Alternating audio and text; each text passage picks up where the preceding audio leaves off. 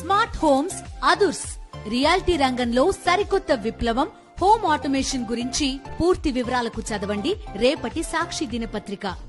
ఇది కేవలం సమాచారంగా మాత్రమే భావించండి. వైద్య నిపుణులను సంప్రదించండి.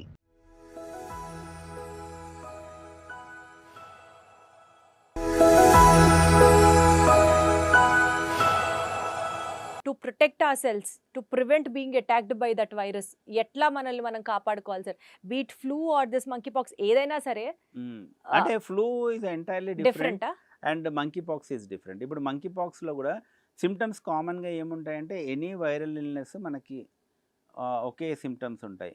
ఫీవరు, బాడీ పెయిన్స్, హెడేక్, కొంచెం సోర్ థ్రోట్ కానీ, కొంచెం కోల్డ్ ఉన్నట్టుగా ఉండడం కానీ, కాఫ్ రావడం కానీ. బట్ దీంట్లో ప్రత్యేకంగా ఉన్న సిమ్టమ్ ఏంటంటే లింఫెడినోపతి అంటాం. లింఫెడినోపతి అంటే లింఫ్ నోడ్స్ కొంచెం ఎన్లార్జ్ అవుతాయి. సర్వైకల్ కానివ్వండి, లేకపోతే చంకల్లో, గజ్జల్లో మనకు చిన్న గడ్డల్లాగా వస్తూ ఉంటాయి చూడండి, లింఫ్ నోడ్స్ ఉంటాయి అన్నమాట. సో ఈ మంకీ పాక్స్లో లింఫెడినోపతి అన్నది ఉంటుంది. రెండోది ర్యాష్. అంటే how we differentiate between a small pox or chicken pox from monkey pox అంటే లింఫెడినోపతి అంటాం. అండ్ ర్యాష్ వస్తుంది తర్వాత. అంటే ఫీవర్ వచ్చిన 1 to 3 డేస్లో మనకి ర్యాష్ డెవలప్ అవుతుంది. ఆ ర్యాష్ కూడా 5 స్టేజెస్లో వస్తుంది అనమాట. ఫస్ట్ మ్యాక్యులర్ ర్యాష్ అంటాం, దాని తర్వాత ప్యాప్యూల్స్ అంటాం, దాని తర్వాత బ్లిస్టర్స్ లాగా వస్తాయి, దాని తర్వాత దాంట్లో పస్ వస్తుంది, దాని తర్వాత అది స్కాబ్స్ లాగా ఫామ్ అవుతాయి.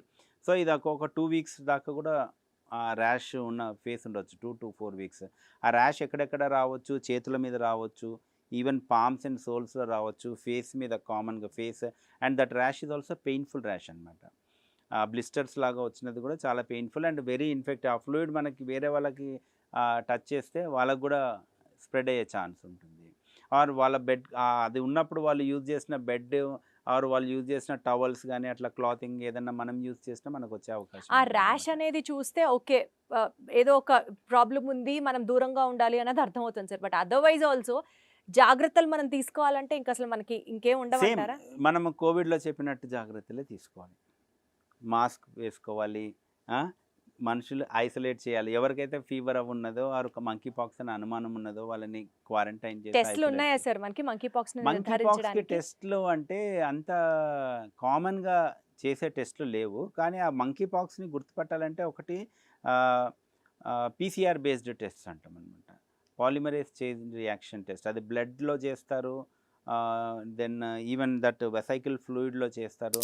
సో ఈ శాంపుల్స్లో టెస్ట్ చేసి ఆ వైరస్ని డిటెక్ట్ చేయొచ్చు. But that's not very commonly available.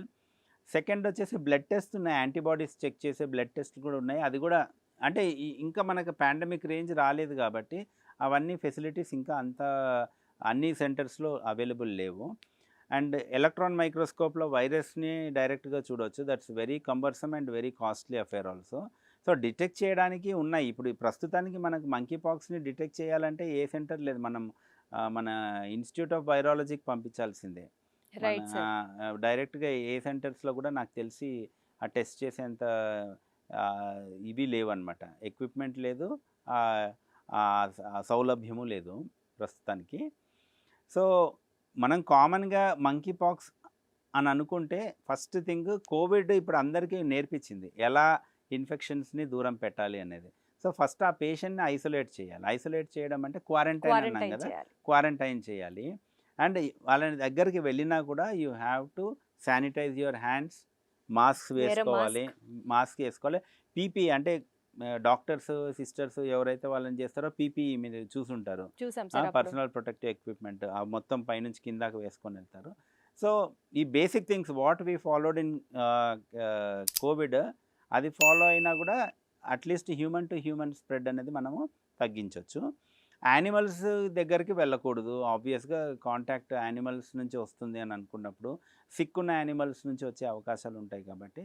But మన ఇండియాలో అంత యానిమల్స్ని మనము టేమ్ చేయం కాబట్టి మనకు అది అదేం పెద్ద రిస్క్ ఫ్యాక్టర్ ఉండకపోవచ్చు. సో దాన్ని అర్లీగా డిటెక్ట్ చేసే ట్రీట్మెంట్ ఉందా అంటే కొన్ని యాంటీవైరల్ డ్రగ్స్ ఉన్నాయి. సో ఆ యాంటీవైరల్ డ్రగ్స్ ఇస్తే కొంచెం సివియారిటీ తగ్గుతుంది అండ్ ఇంప్రూవ్మెంట్ తొందరగా వస్తుంది. ప్రివెన్షన్కి కూడా వ్యాక్సిన్స్ ఉన్నాయి దీనికి. మంకీ పాక్స్ కూడా వ్యాక్సిన్ ఉందా? కానీ అది ఇండియాలో అవైలబుల్ ఇంకా అవ్వలేదు. సో కానీ అది ఇంకా అంటే మాస్ లెవెల్లో వ్యాక్సినేట్ చేయాల్సినంత సిచ్యువేషన్ కూడా సిచ్యువేషన్ ప్రస్తుతానికి రాలేదు కనిపించట్లేదు. కాబట్టి Correct. దాన్ని ఇంకా ప్రమోట్ చేయట్లేదు. హై రిస్క్ గ్రూప్స్లో పర్టికులర్గా వాళ్ళకే ఇస్తున్నారనమాట వ్యాక్సినేషన్, ఆర్ వాళ్ళకి రికమెండ్ చేస్తున్నారు. ఇప్పుడు యానిమల్స్తో బాగా కాంటాక్ట్లో ఉన్నవాళ్ళు, లేకపోతే ఎనీ మంకీ పాక్స్ కేసుకి ఎక్స్పోజ్ అయిన వాళ్ళు ఉంటారు చూడండి, వాళ్ళని కాంటాక్ట్ ట్రేసింగ్ చేసి అట్లాంటి వాళ్ళని ఐసోలేట్ చేసి లేకపోతే హై రిస్క్ గ్రూప్స్ ఉంటాయి వాళ్ళకి ఇస్తున్నారు. కానీ బట్ ఇంకా అంత లార్జ్ స్కేల్లో వ్యాక్సినేషన్ ఏమీ లేదు. కాకపోతే దీని గురించి మనకి అవగాహన ఉండాలి. ఎందుకు దీని గురించి మాట్లాడుతున్నామంటే ఇంకా ఇది పాండమిక్ రేంజ్కి రాలేదు, అండ్ పాండమిక్ రేంజ్కి వస్తుందో లేదో తెలియదు, కానీ దాని గురించి కొంచెం అవగాహన ఉంటే ఏంటంటే మనము పర్సన్ టు పర్సన్ స్ప్రెడ్ అన్నది తగ్గించగలిగితే వండర్ఫుల్. అవును సార్. అది చాలా మనము యాక్చువల్లీ ఒక ఎపిడమిక్ని ప్రివెంట్ చేసినట్టు కూడా అవుతుందన్నమాట. రైట్. సో ఇట్లాంటి సిమ్టమ్స్ ఉండి ర్యాష్ ఉన్నాయి అంటే ఇమీడియట్గా వాళ్ళని ఐసోలేట్ చేసి క్వారంటైన్ చేసి ఇమీడియట్గా డాక్టర్ దగ్గరికి తీసుకొని వెళ్ళి మీరు కూడా ప్రొటెక్టివ్ మెజర్స్ అన్నీ ఫాలో అయ్యారంటే ఆ పేషెంట్ నుంచి మనకు స్ప్రెడ్ అయ్యే అవకాశం తక్కువ ఉంటుంది, అండ్ ఇమీడియట్గా ట్రీట్మెంట్ అనేది స్టార్ట్ చేస్తే వాళ్ళకు కూడా కాంప్లికేషన్స్ తగ్గే అవకాశం ఉంటుంది.